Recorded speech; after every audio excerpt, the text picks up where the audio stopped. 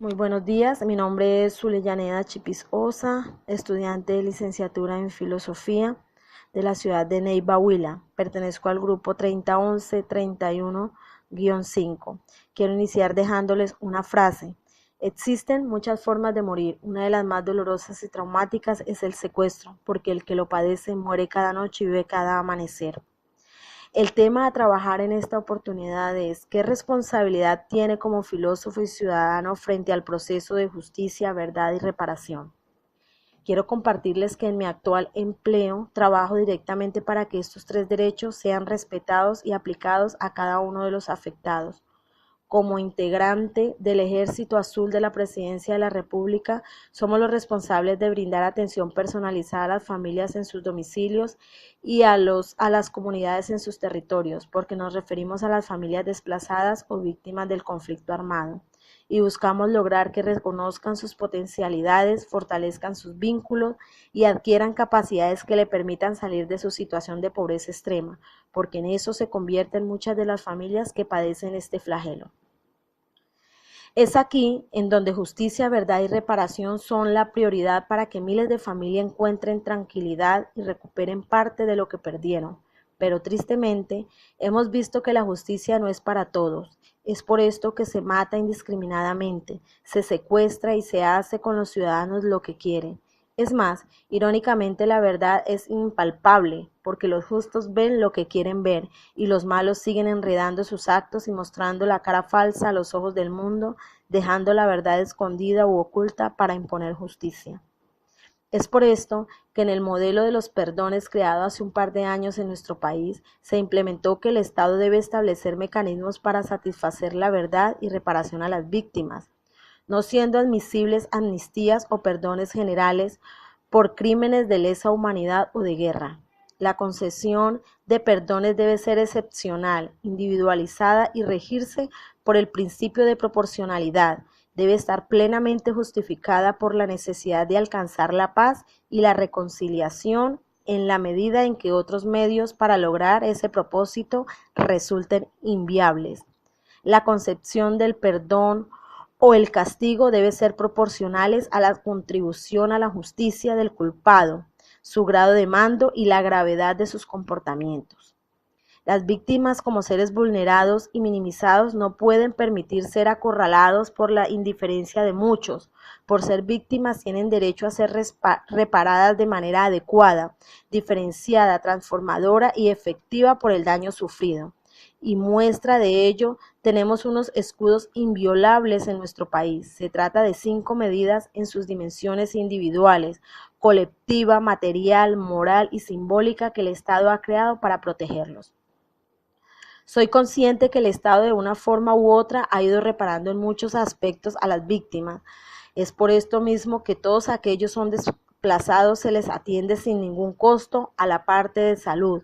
Sus hijos no prestan el servicio militar, se les da estudio gratis, acompañamiento psicológico, judicial, vivienda. Pero también con esta reparación he podido notar que hay cosas negativas. Es cierto que hay muchas víctimas de la violencia, pero también es verdad que muchos que no lo son se hacen pasar por ello y de allí se desprende otro dilema, combatir la falsedad. En fin, el ser humano de ninguna forma es verdadero y la ética, la moral, los valores y los principios se dejan en un baúl olvidados. Aquí quiero traer a colación uno de los apartes del prólogo de la Ley de Víctimas que creó nuestro país, en donde manifiesta que uno de los pilares de la ruta de gobierno hacia la prosperidad para todos la constituye y consolidación de la paz, garantizando el Estado de Derecho dentro de todo el territorio a través de la preservación de la seguridad y el orden público, la observancia de los derechos humanos, la aplicación de una justicia eficiente y oportuna, como también a través de la implementación de mecanismos de justicia transicional que allanen caminos hacia la reconciliación. Una reconciliación que permita el restablecimiento de la confianza, que busca la reconstrucción de vínculos y el pensar en un futuro compartido.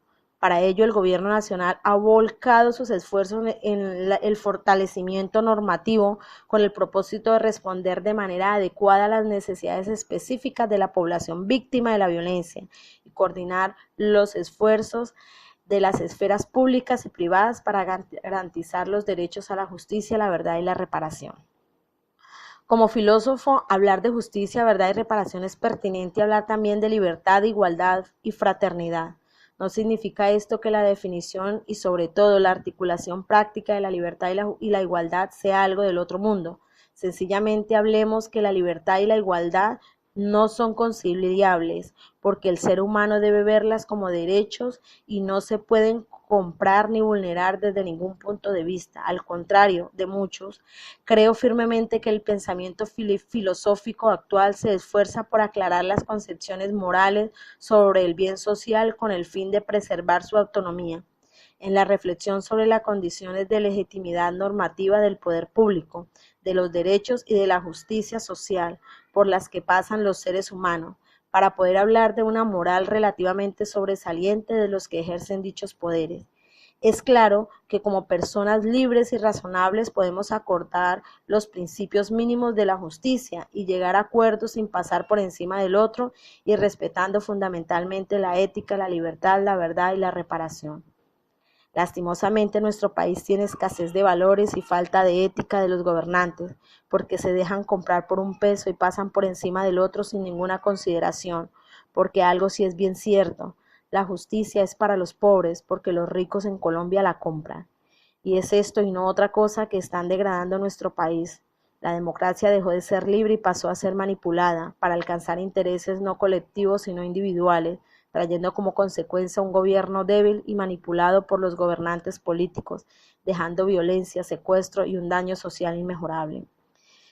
Si creamos conciencia desde los nuevos hombres que estamos educando a hacer un cambio radical en donde primen los valores, la justicia, la libertad y la democracia, estaremos creando seres capaces de cambiar la historia de Colombia, porque con ellos llegaría la equidad y la igualdad, y cuando esto pase, se estaría acabando con la violencia, la inseguridad, la injusticia, y sería el momento de hablar de una Colombia mejor.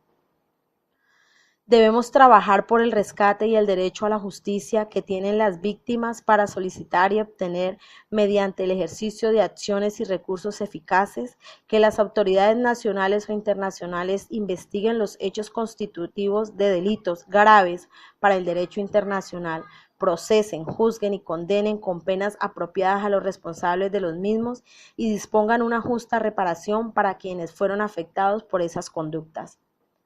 También el derecho a la verdad es el que todo pueblo tiene a conocer en forma veraz, transparente y objetiva los hechos, los motivos y las circunstancias relacionadas con la comisión de crímenes atroces.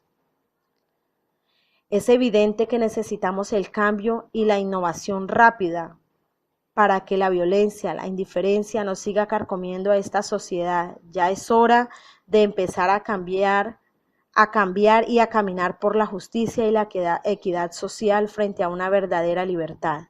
Para lograr la prosperidad se deben correr tres caminos: el camino de la seguridad, el camino del empleo y el camino de su superación de la pobreza. Pero solo habrá prosperidad en la medida en que transitemos también por un cuarto camino, el camino de la reparación integral en sus distintos componentes de restitución, indemnización, rehabilitación, medidas de satisfacción y garantía de no repetición.